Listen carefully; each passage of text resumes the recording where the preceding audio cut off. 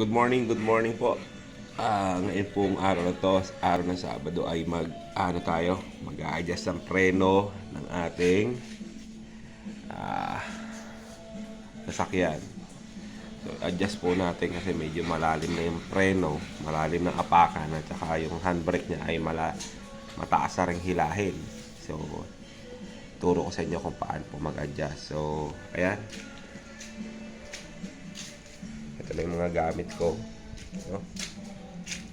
Jack, close range, at yan. Yung unang babaklasin natin itong nasa kaliwa, pulihan. Okay?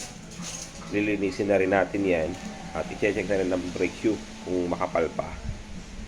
Para sigurado kasi laging malayo ang takbo ng sasakyan natin. Laging malayo ang tinatakbo ng sasakyan kaya kailangan i-check natin lagi ang ating mga preno, no? So yan po muna. Sige. Update ko ulit kayo mamaya pagka-backlash ko itong mga alam niyo na naman yung pagbabaklas nitong itong gulong. Okay? So yan po muna kayo. Update ko na lang kayo mamaya.